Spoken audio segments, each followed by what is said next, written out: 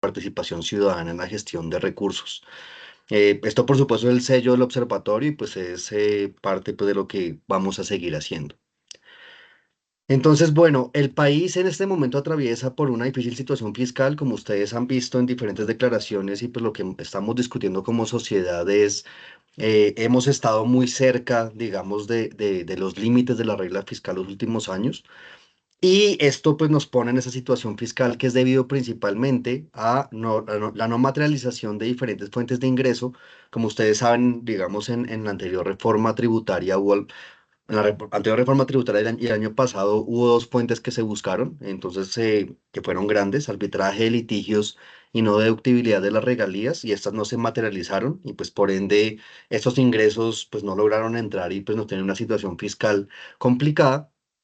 Y segundo, tal cual hemos mostrado en varios informes, el gasto público ha mostrado un crecimiento desmedido desde 2019 hasta hoy, especialmente en el rubro de funcionamiento. Y hay que mencionar que este rubro de funcionamiento es de alguna forma, por un montón de leyes y demás, inflexible hacia abajo, no se puede bajar o tiene unos límites muy complicados para bajarlo. Y entonces, claro, básicamente si este gasto subió, pues ya va a ser difícil ajustar.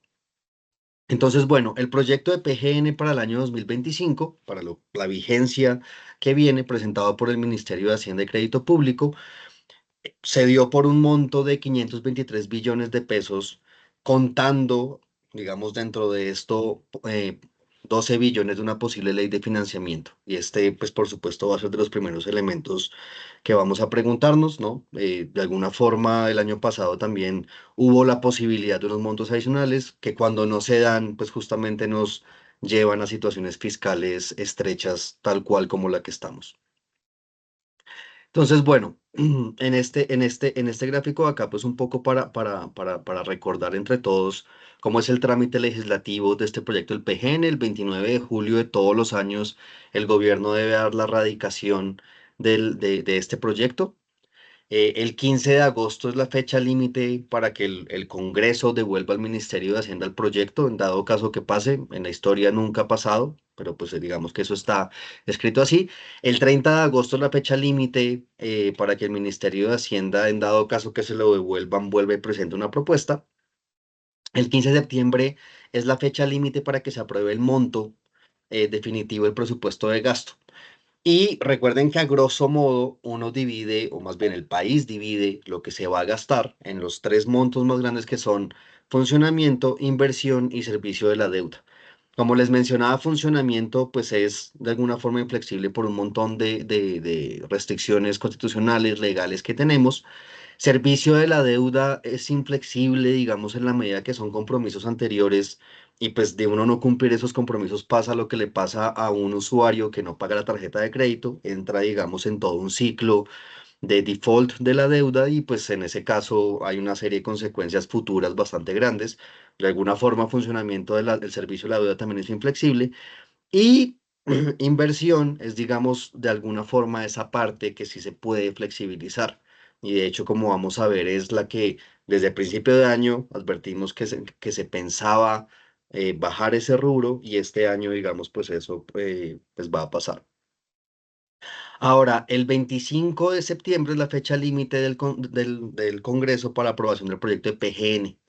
Y básicamente acá viene todo un momento de debates en los cuales ya que tenemos dividido los montos por funcionamiento, inversión y servicio de la deuda, se va a discutir cómo se va a dividir eso entre todas las entidades del Estado, los sectores, y hoy en día lo que tenemos también son los planes, que es la primera vez que tenemos un PGN que nos habla de proyectos, ¿no? Entonces un poco lo que viene después de 15 de septiembre es el debate de todo esto, ¿cierto? Entonces el 25 de octubre se debe dar el primer debate en las comisiones, perdón, el 25 de septiembre se debe terminar eso, el 1 de octubre se inician las discusiones en plenarias de Cámara y Senado y la fecha límite para aprobar ya el PGN completo del otro año es el 20 de octubre. Entonces, a lo largo pues, de este ciclo nos estaremos pronunciando sobre lo que vamos viendo. Entonces, como les mencionaba, una parte pues bastante importante, digamos, de lo que como sociedad le decimos al resto del mundo, permítanme corro esto para acá, cómo estamos respondiendo con nuestras deudas, cómo estamos manejando, digamos, el dinero, en parte es lo que va en la regla fiscal y es la contabilidad en este momento que ustedes están viendo. Para el siguiente año lo que nos dicen es que en el PGN 2025 las cuentas implican que este monto de cuentas fiscales, lo que maneja el gobierno central, ascendería a 343 billones de pesos. En un momento les cuento la diferencia de esto con el PGN global. En este cuadro en particular queremos llamar la atención de entre el marco fiscal de mediano plazo que fue presentado en junio, que es esta columna que estoy señalando acá, y el PGN, pues hay un incremento en lo que nos están diciendo que va a subir, ¿no? Entonces fíjense que en ingresos corrientes nos dicen, oiga, el otro año vamos a tener más recursos para gastar, y en ingresos corrientes esto asciende a 26 billones de pesos. En recursos de capital también hay un incremento de recursos de 4,5 billones y en fondos especiales básicamente no hay diferencia. En últimas, lo que nos están diciendo justamente es, fíjense que el gobierno hoy nos dice, van a subir los ingresos corrientes en un monto de 26 billones de pesos y si sumamos todo, pues fíjense que antes teníamos 312, hoy 343, y esto lo que nos están anunciando es que va a haber un incremento en 10% en los ingresos totales, ¿no? Con un mes de diferencia nos están anunciando esto. Como les mencionaba, la parte que más está subiendo son los ingresos corrientes, y en esto son 26 billones, nos dicen, oiga, van a venir 12 billones de la ley de financiamiento prevista, que pues...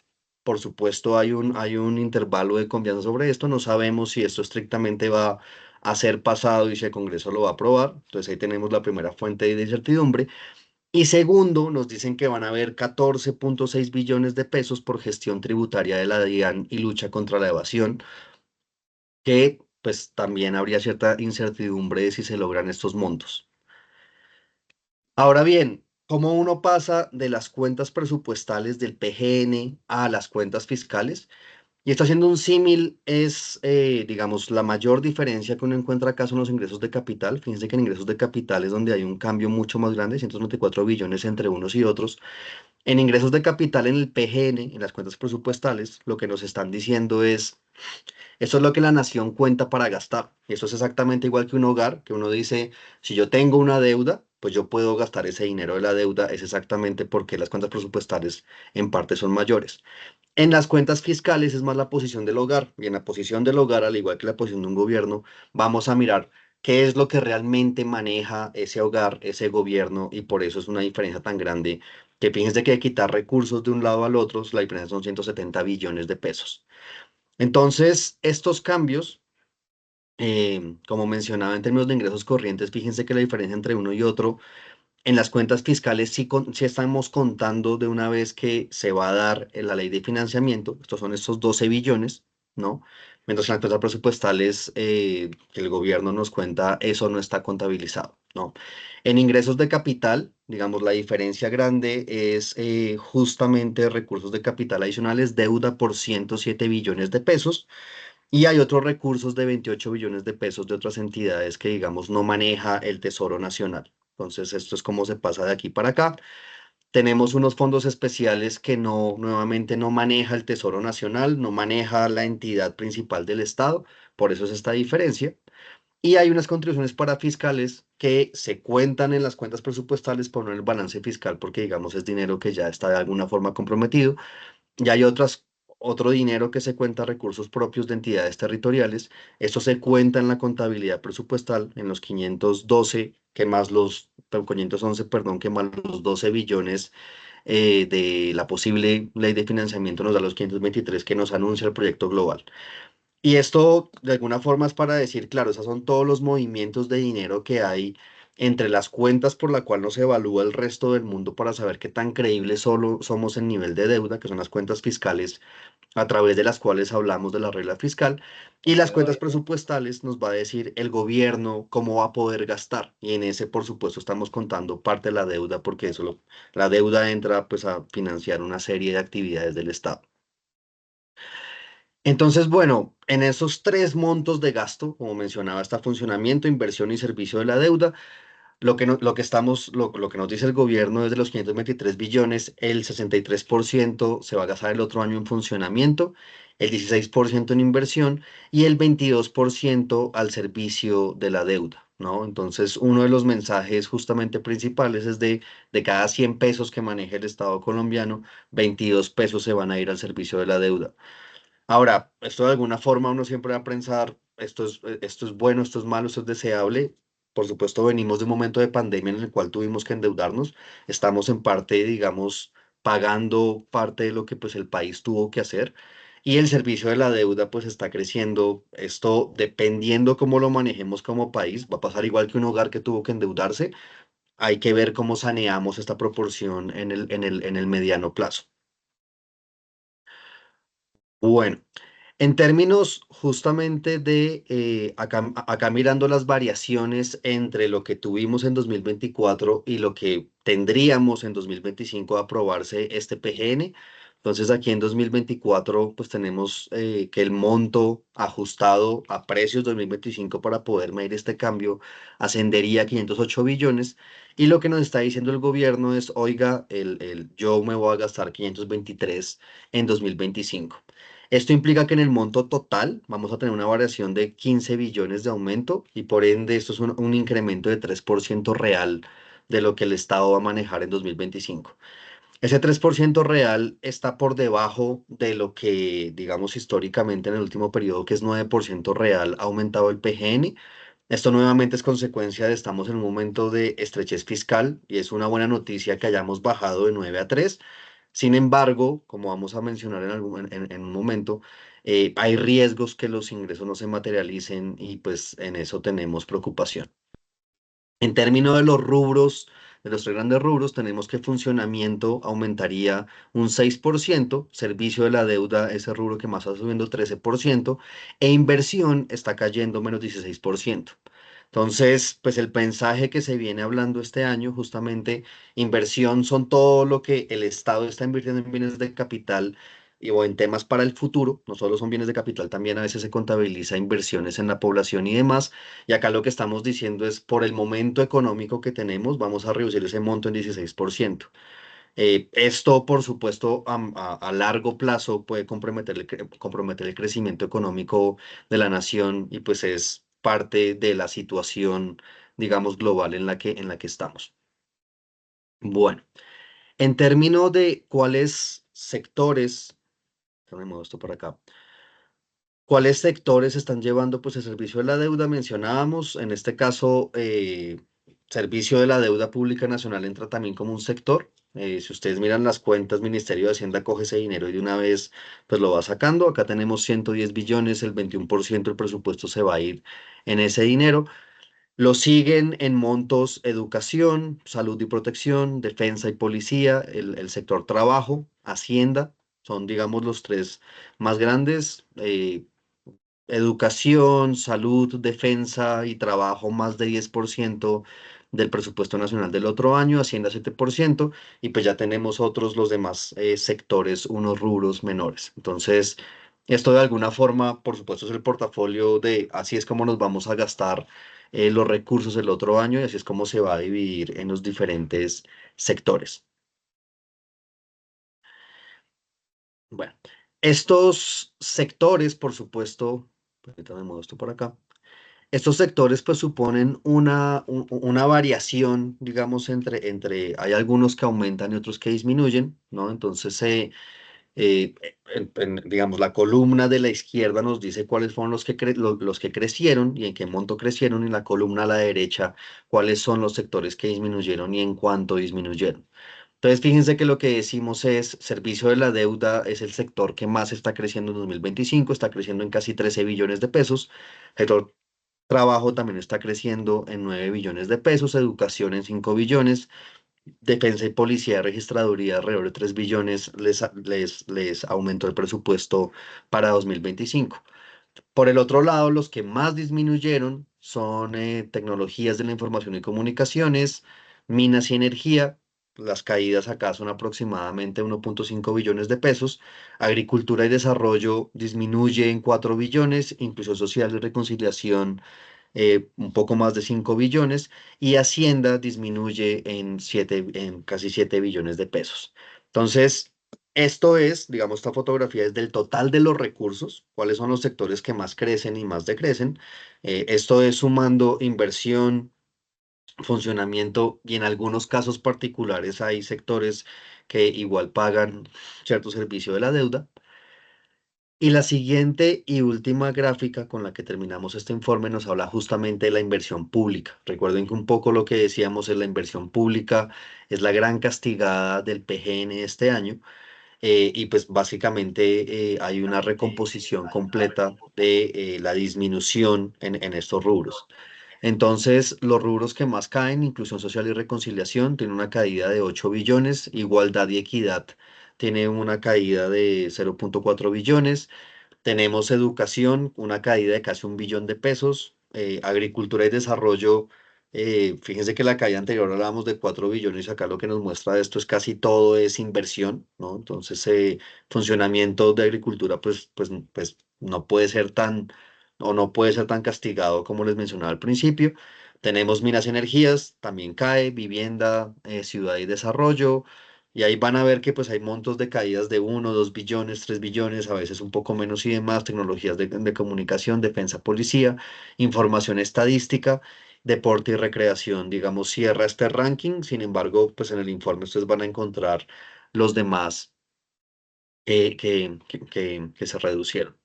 Entonces, un poco, nuevamente los mensajes generales, el PGN está aumentando un 3% real, está aumentando el servicio de la deuda, ¿no? Lo que se está castigando es inversión, y acá lo que estamos viendo justamente es cuáles son los sectores en donde más se disminuye la inversión. Como conclusiones del informe, entonces el presupuesto del próximo año, que asciende a 523 billones, tiene serios riesgos de quedar desfinanciado por tenemos incertidumbre sobre esto, la no aprobación de la ley de financiamiento, no, hasta es el momento en que no conocemos qué va a tener esta ley de financiamiento, tampoco sabemos qué espacio tiene, digamos, el Congreso para aceptarlo, entonces, pues esto, pues es un riesgo. Nuevamente les decía que los ingresos tributarios por gestión de la DIAN sean menores a lo que nos dijeron, un poco más de 14 billones de pesos y que los ingresos de capital extra que nos dicen que son un poco más de 4 billones tampoco se cumplan, ¿no? Entonces, ahí hay unos supuestos que, pues, como todo pronóstico, probablemente no se cumple y pues tenemos que decir del observatorio, esto supone unos riesgos serios de, pues, de quedar desfinanciado porque no es uno, son tres factores que, pues, no sabemos exactamente, como ustedes saben, el futuro económico es bastante incierto. Creemos, y lo hemos venido mencionando, para cumplir con la regla fiscal y no hoy, sino un poco a mediano plazo, es posible que se requieran más ajustes en el tamaño del gasto. Esto, pues, obviamente hay inflexibilidades presupuestales, políticas y demás, pero creemos que como sociedad es importante que empecemos a discutir sobre eficiencia del gasto en el tiempo, poder medir por resultados cómo se está moviendo el gasto y de esa forma pensar cómo optimizamos esta, digamos, esta torta, cómo la estamos repartiendo de recursos públicos.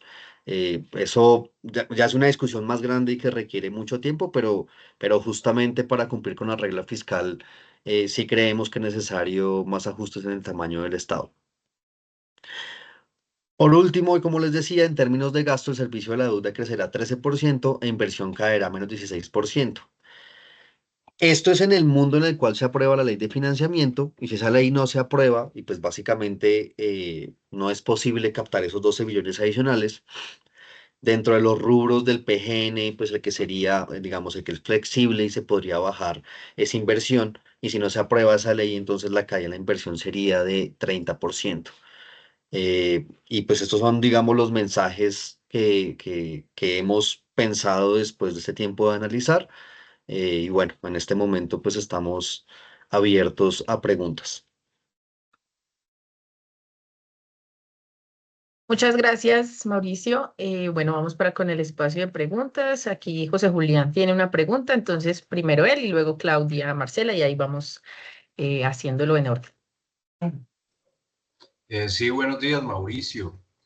Ahora mencionabas de manera muy clara que una de las cosas que más aumentaba y que estaba desbordado, por eso hay un riesgo fiscal, es el gasto. Pero también decías que el gasto es inflexible, que castigan la inversión. ¿cómo explicarle esto a un colombiano? O sea, ¿cómo es posible que el gasto crezca, pero después, no, después el gobierno mencione que es inflexible reducirlo?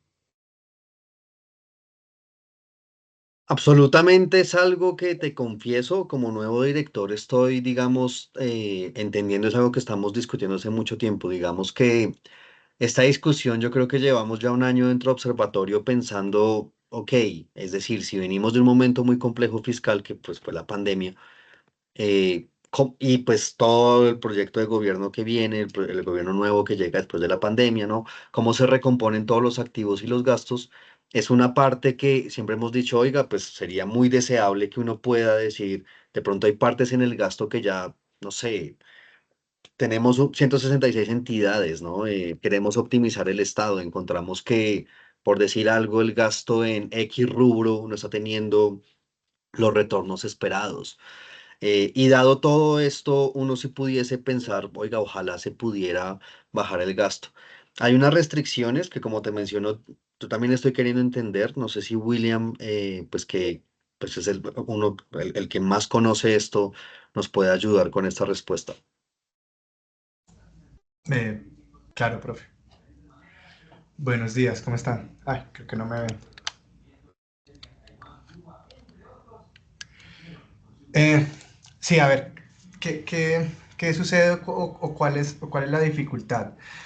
Em, eh, para explicarle esto a la gente que no es especialista en finanzas públicas, hay que hacerlas que piensen necesariamente en bienes y servicios básicos que reciben por parte del Estado casi que de manera habitual. Cuando uno piensa en el presupuesto de funcionamiento, en el presupuesto general de la nación, tiene una idea de que el presupuesto de funcionamiento es igual a burocracia estatal o gasto de personal. En parte sí, pero es una parte muy pequeña en realidad del rubro de funcionamiento. Nosotros siempre hemos considerado que esa distinción entre funcionamiento e inversión es más que todo cosmética, en el sentido de que, por ejemplo, en el gasto de funcionamiento, los rubros que generan mayores presiones son los correspondientes a transferencias. Y en transferencias tenemos desde el pago de pensiones, que nos cuesta un montón de dineros al año. Pasamos por la atención a aseguramiento de salud o el esquema de aseguramiento en salud de la ley 100, sale del rubro de funcionamiento del presupuesto general de la nación, también es una transferencia. Las mismas ayudas monetarias de programas como renta ciudadana, adulto mayor, también son transferencias que salen del rubro de funcionamiento. Y la clásica o la que representa como que tiene mayor peso porcentual en todo el componente de transferencias es el sistema general de participaciones, en donde pues nosotros recibimos atención en salud, educación y saneamiento básico por parte de las entidades territoriales. El sistema general de participaciones, recordemos que es un esquema de transferencias intergubernamentales a través del cual el gobierno nacional central le gira a los recursos, a los gobiernos subnacionales, unos recursos con base en las competencias que los municipios y los departamentos tienen a su cargo. Entonces ahí digamos, el verdadero reto es que como sociedad logremos ponernos de acuerdo en cuáles son esos servicios y bienes básicos que el Estado debe proveer a través de estas transferencias. Sin duda alguna, yo creo que transferencias como el Sistema General de Participación son muy difíciles de modificar, y su rigidez o la inflexibilidad radica en que es una norma de carácter constitucional y toca cumplirla sí o sí. Pero yo sí creo que, sobre todo en lo que tiene que ver con las rentas de destinación específica, que son una cantidad de programas sociales que hay mucho espacio para racionalizar y para hacer revisión de los resultados, como hablaba el profesor Mauricio hace poco, para decidir sobre su permanencia o no. Como sociedad también tenemos que aceptar de que los recursos públicos son finitos y que no podemos pretender financiar todo a través de impuestos generales y a través de gasto público. Entonces, ese es el reto. y es algo que debería estar en la agenda pública en el mediano plazo, y es que esto solamente se va a solucionar. No es un problema del gobierno Petro, no fue un problema del gobierno Duque, es un problema en realidad de diseño del Estado y de la forma en la que las reglas fiscales establecen cómo se gasta la plata en Colombia. Entonces yo creo que en el mediano plazo hay que hablar de una reforma a la estructura del gasto público que pueda desenredar toda esta maraña de transferencias y de presiones que siempre son al alza. Muchas gracias, William. Espero que te haya respondido bien tu pregunta, José Julián. Sigue Claudia Marcela Peña. Buenos días, director Marcela Peña de Blue Radio, ¿cómo está? Yo quiero preguntarle, hace unos días de desarrollo también estaba hablando del tema del presupuesto y ellos lo que advirtieron es que era necesario reducir el presupuesto del 2025 en lugar de ir por una nueva reforma tributaria. Yo quiero saber ustedes qué opinan, más allá de las reformas a mediano plazo, sobre qué se debería hacer para el año 2025.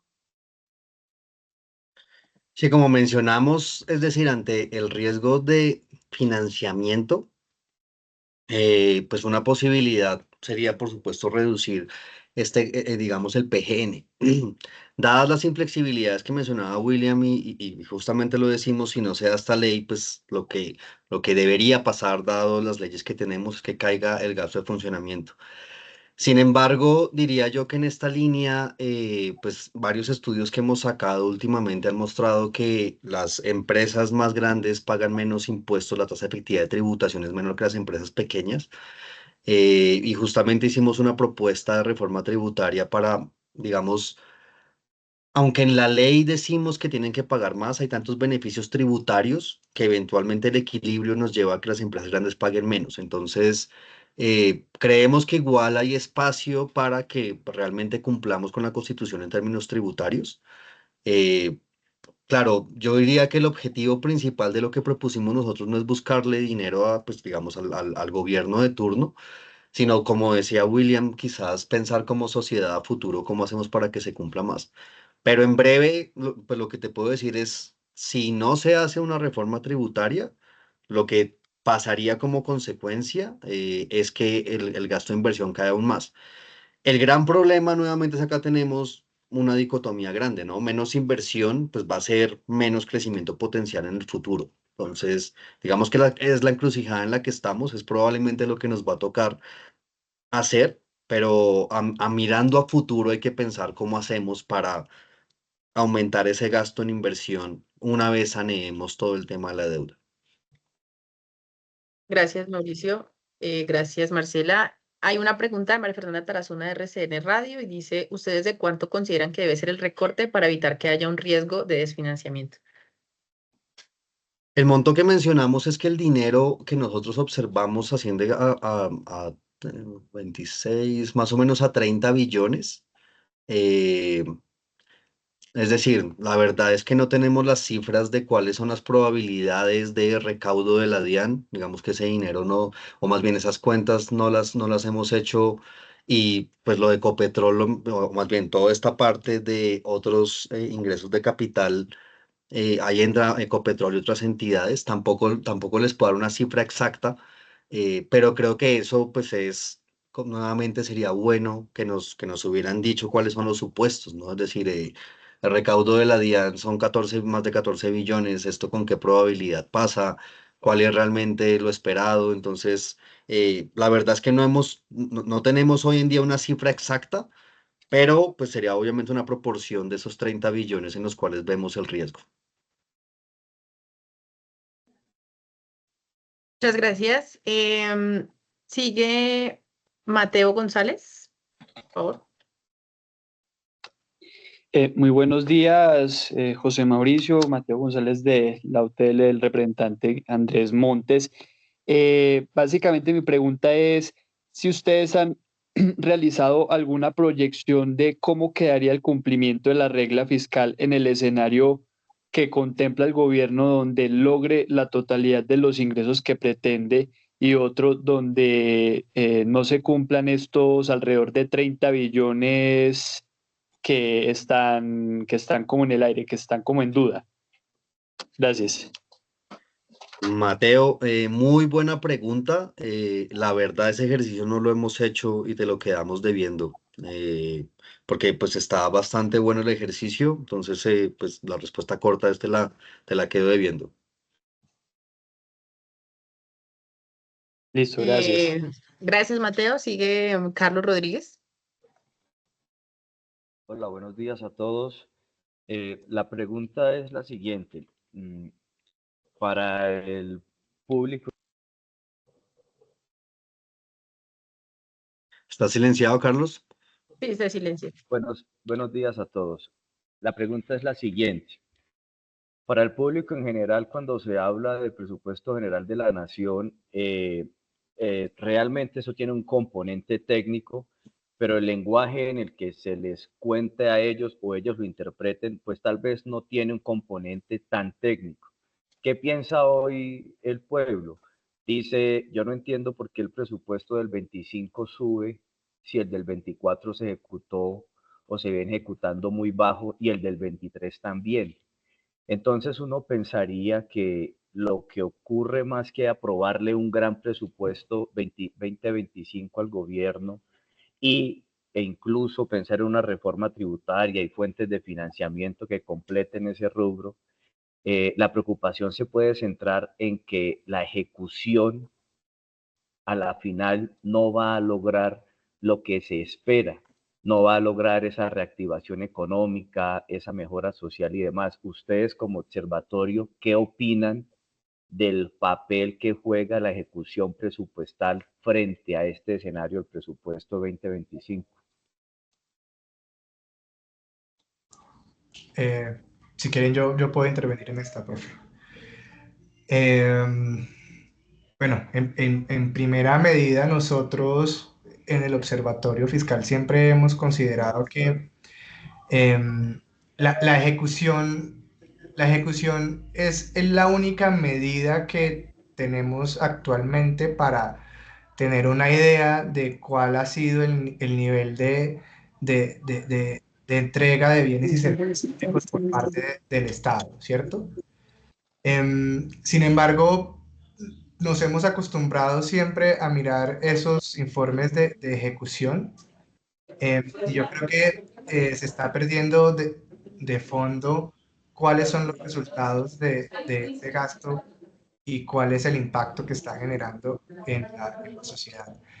En realidad, que la ejecución como porcentaje del recurso apropiado vaya en X o Y no nos dice mucho de qué tanto eso ha afectado sobre los niveles de bienestar general en la ciudadanía. Entonces, en primera medida, creemos que lo ideal sería poder superar como esa lectura tan ineficiente del gasto público, en el que solamente parece que nos importa gastar por gastar, y avanzar a un esquema de presupuestación basada en resultados, en la que sean los resultados de las implementaciones de las distintas políticas o intervenciones públicas que nos ayuden a tomar las decisiones en materia presupuestal. Entonces, esa es como la primera idea en términos generales. Ahora, obviamente, hoy en día, eso de presupuesto por resultados es un proyecto a largo plazo, y hoy en día la única medida que tenemos para evaluar la gestión del gobierno es la ejecución,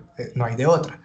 En ese orden de ideas, yo sí creo que pues, es un mal mensaje mostrar niveles bajos de ejecución, por un lado, y por el otro, seguir incrementando el gasto público con base en supuestos de ingresos que generan serios cuestionamientos, como lo va a mencionar el profe Mauricio, con la ley de financiamiento, los recursos provenientes de ingresos de capital por el desempeño económico de Ecopetrol, y una fe casi que extrema a la gestión o a la eficiencia tributaria de la DIAN.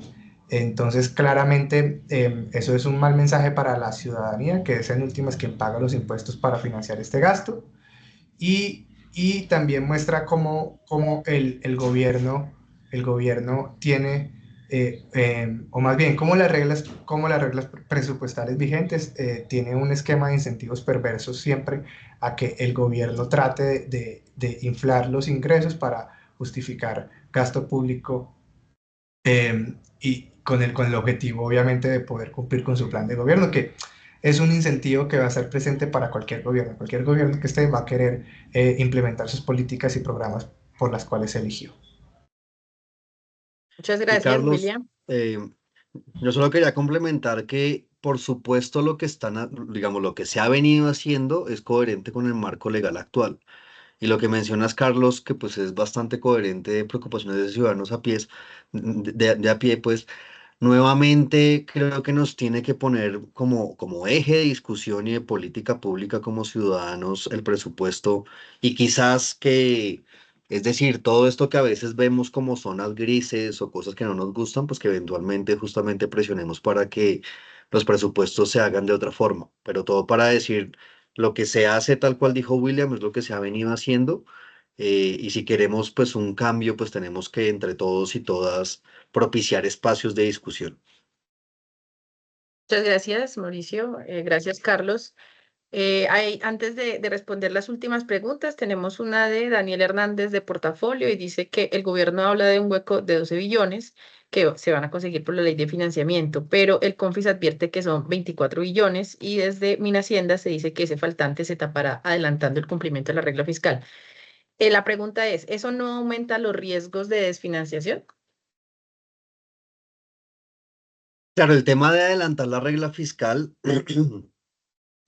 esto digamos un poco técnico justamente, nuevamente por la pandemia tuvimos que endeudarnos más y lo que se dijo es vamos a llegar a un nivel de endeudamiento en 2026. Ese nivel de endeudamiento digamos que lo hemos venido cumpliendo desde el año pasado. Y dado eso es que se ha planteado esta discusión de, oiga, si yo ya cumplí antes de tiempo el límite de endeudamiento, pues me puedo endeudar un poco más. Ese espacio lo hemos estimado de Observatorio Fiscal en 6 billones de pesos, que nuevamente recordemos un poco lo que decíamos, el monto que nosotros vemos, si se quiere, como riesgoso, más o menos son 30 billones, entonces si se logran adelantar a través pues, si se logra adelantar la regla fiscal y se logra endeudar, eso va a dar un espacio de 6 billones y entonces serían 24 los que estarían por financiarse. Y pues nuevamente, exactamente cuánto sería el recorte, qué tan creíbles son esos, pues ahí por ahora no tenemos nosotros un estimativo, digamos que estimar la eficiencia de la DIAN, pues es en sí mismo un reto teórico y metodológico gigantesco. Pero pues eso, ¿no? Porque son 14 billones, porque no son 13, porque no son 10, cuáles son los escenarios, por qué pasó eso. Digamos que en eso pues encontramos justamente, pues, y lo mencionamos, un riesgo. Gracias, Mauricio. Laura Lucía de Cambio tiene una pregunta y yo creo que con esa podemos ir cerrando. Gracias, Ana y Mauricio.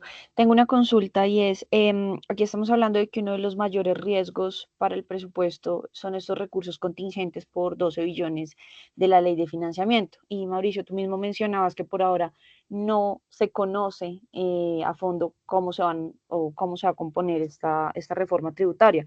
Lo poco que ha dicho el ministro de Hacienda es que se quiere plantear una reducción de la tasa de renta corporativa de manera progresiva para las empresas, pero ustedes, ¿cómo creen que se podrían compensar estos recursos si la propuesta del gobierno va justamente a reducir pues la tarifa de renta de las empresas y pues necesitamos 12 billones? Sí, Laura, gracias por tu pregunta. Justamente creemos inconveniente que pues justamente en momentos de estrechez fiscal lo que se haga es bajar los tributos de algunas empresas. Como te mencionaba y en dado caso pues te invito a consultarla, justamente hicimos una propuesta de reforma en la cual en el caso nuestro lo que dijimos es, básicamente si uno mira la tasa efectiva de tributación empieza bastante arriba y después empieza cayendo. Y esto en palabras un poquito técnicas nos habla que hay una varianza muy grande entre lo que pagan los pequeños y los grandes y además es decreciente. ¿Esto por qué lo menciono? Pues simplemente uno dice, oiga, pues tenemos un marco legal que posibilita que unos paguen mucho y otros paguen poco relativo a sus ingresos.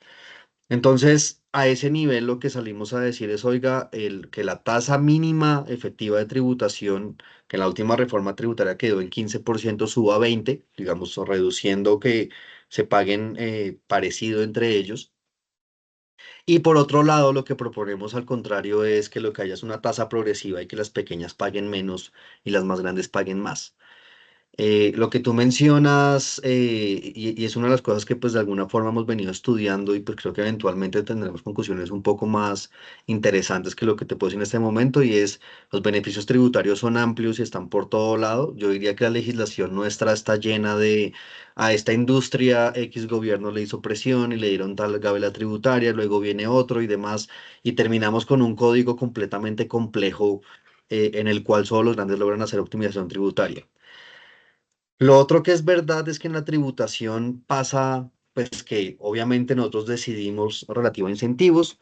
Si cae la tasa de tributación, puede ser que aumente la tributación porque más personas sean incentivadas a declarar y tributar, ¿no? Y eso te lo digo así como absolutamente puede ser. Ahora, ¿cuál es la estimación de al caer la tasa, en cuánto disminuye el recaudo? No, pues nosotros no, pues no tenemos esa o no hemos hecho pues no hicimos esa propuesta, no tenemos esos números y esa es una apuesta bastante complicada. Pero básicamente en este momento, como bien mencionas, en que se necesita dinero, proponer pues tumbar tasa de renta, pues uno diría en principio lo que va a hacer es que vamos a tener menos recaudo. Gracias. Muchas gracias, Laura. Y hay una última pregunta de Juan Carlos, que tiene levantada la mano. Con esas finalizamos. Muchísimas gracias. Quería preguntarle si pudieron contrastar qué supuestos macroeconómicos del marco fiscal de mediano plazo desvirtúa o no desvirtúa la propuesta del presupuesto general del 2025 no cumple. Esto en razón a que Fedesarrollo encontró que el recaudo o los ingresos tributarios para el 2025 iban a aumentar en un 26,6%. Y en el Consejo Gremial, el ministro de Hacienda anunció que se esperaban 42 billones menos de ingresos en el 2025. Sí, Juan Carlos, gracias. William, pues también me complementará en esta respuesta. La verdad es que los supuestos macroeconómicos, digamos que se ven relativamente bien. Digamos, pues al menos en opinión completamente personal, yo no vi ningún supuesto completamente heroico en cuanto a cómo la economía va a estar el otro año.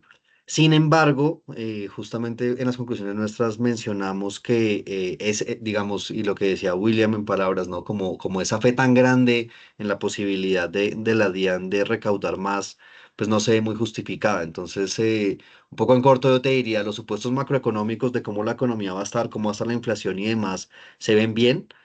Subyacente a esos pronósticos, se hicieron unos supuestos muy grandes con respecto al recaudo de la DIAN, a cómo le va a ir a algunas compañías, digamos, del Estado, que eventualmente pues eso entra en las cuentas fiscales. William, no sé si tengas algo que complementar. No, profe, pues en línea con lo que usted dijo, los supuestos macro de la programación presupuestal parecen consistentes con lo que ha dicho el gobierno en su plan financiero y en el marco fiscal de mediano plazo. De todos modos, recordemos que pues, esto es un presupuesto, entonces ahí sí muy a lo Carrasquilla, todos esos supuestos siempre están sujetos a revisiones y, y, y, y son ajustables en caso de cualquier choque externo. Y también el mismo estatuto orgánico de presupuesto permite que en caso de que el gasto programado no sea consistente con la coherencia, sí, no sea coherente con la realidad macroeconómica del país, pueden seguirse haciendo recortes vía decreto, como ya sucedió con el presupuesto de este año. Em, eh, y adicional a eso, pues insistimos, en realidad creo que el problema no está por el lado de los supuestos macros, sino por el lado de las previsiones de ingreso, en concreto los recursos provenientes por eficiencia de la DIAN, pese a que nosotros no hemos calculado como alguna probabilidad de que en números de cuál sería el valor que está en riesgo. Otros organismos autónomos con mayor acceso a información como el CARF sí han dicho que de esos 16 billones perdón, de esos 14,6 billones adicionales provenientes del recaudo de gestión tributaria de la DIAN, por mucho, por mucho es probable que se materialicen solo 9. Entonces, sí hay como elementos para tomar y formarse cierto juicio sobre la magnitud del desbalance del presupuesto general de la nación del próximo año. Yo lo que creo es que ante el escenario de un recorte de gasto, el rubro que se va a ver afectado seguirá siendo inversión, y eso es una oportunidad también para hablar sobre la relevancia del presupuesto del sistema general de regalías, que justamente este año, a finales, una vez se apruebe el presupuesto general de la nación, casi que simultáneamente las comisiones económicas van a empezar a discutir en primer debate la propuesta de presupuesto bienal para regalías durante los próximos 2 años. Y recordemos que ese es un presupuesto que por diseño y por su naturaleza está destinado únicamente a la inversión pública. Para el bienio actual que está cerrando, la cifra es alrededor de 34 billones de pesos que se destinaron a inversión pública. Em, para los próximos 2 años es probable que la cifra sea por encima de 40 billones, en gran parte proveniente del recaudo de regalías por la extracción de hidrocarburos. Entonces, me parece que es una muy buena oportunidad para hablar del rol de las regalías en la inversión pública y de cómo se articula esa fuente considerable de ingresos con el gasto que se programa desde el nivel central a través del presupuesto general de la nación. Tenemos que llegar a un estado de cosas en el que este sistema presupuestal sea uno solo consolidado, y dejemos ese fraccionamiento de presupuestos de regalías por un lado, presupuesto general por el otro, y dentro del mismo presupuesto general, DNP, inversión por un lado, y Hacienda y deuda por el otro. Tenemos que llegar a un estado en el que todo esto se unifique y tenga una sola coherencia conceptual y metodológica, y que sirva, y que todo tire para el mismo lado.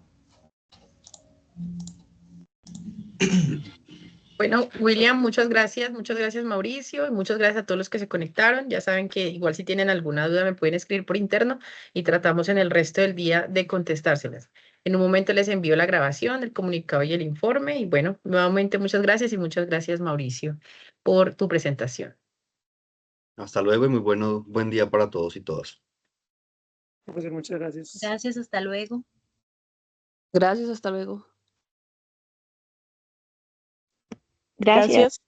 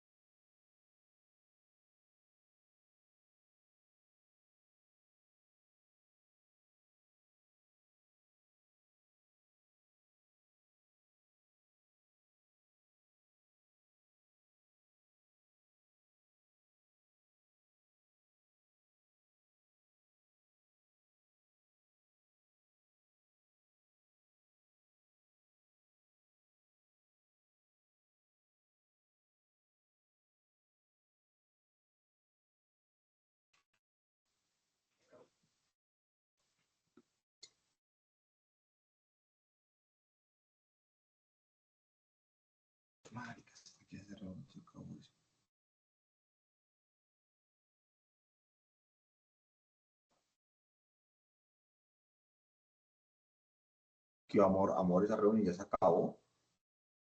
Diego, sí, ya se acabó. En un momento les envío el video y los insumos, el comunicado y el informe.